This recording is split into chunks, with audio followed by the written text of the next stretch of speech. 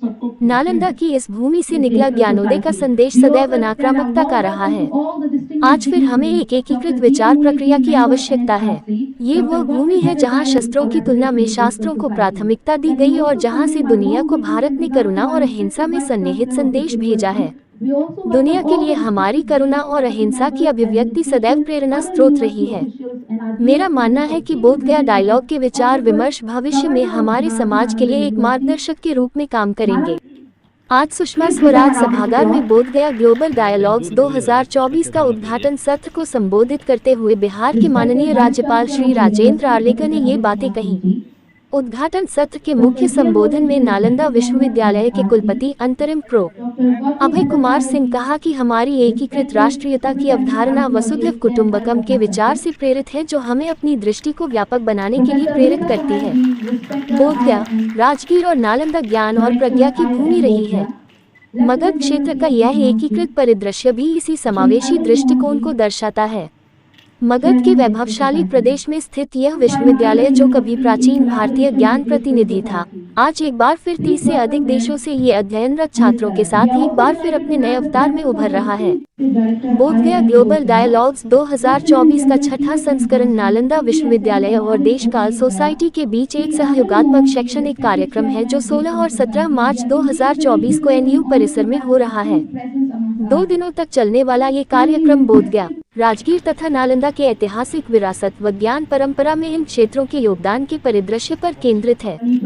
Bodhgaya global dialogues कार्यक्रम के उद्घाटन सत्र में सम्माननीय अतिथि के रूप में श्री अरविंद मोहन, अध्यक्ष Deshkaal society, lieutenant general P.S.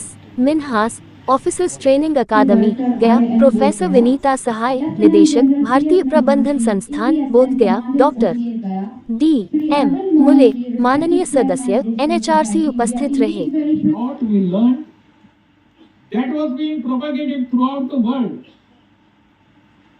इसलिए जब भगवान बुद्ध के विचार सब बाहर जाते हैं, वो विचार हमारी परंपरा के विचार हैं, हमारे इतिहास के विचार हैं, हमारे विचारों के अनुरूप होने वाली कृति के विचार हैं।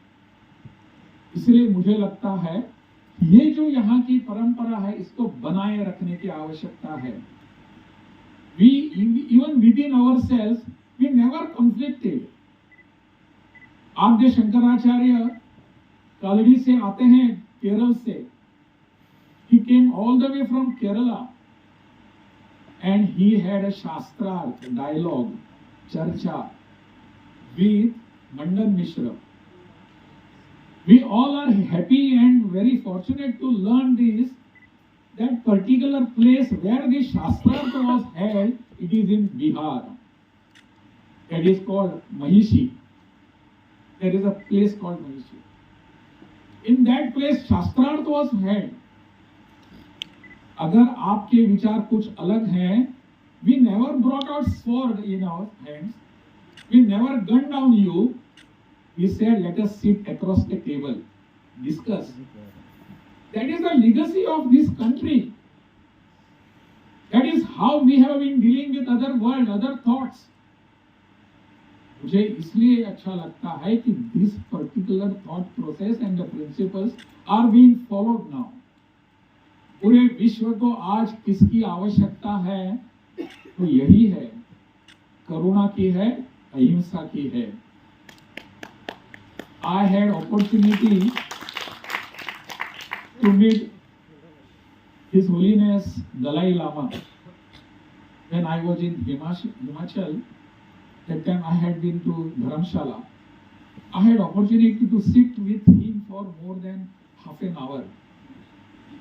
And we were just, in fact, I was, उनके सामने तो मैं एक छोटा हूँ. How could I have any deliberation with him? But I could understand what his feelings were. And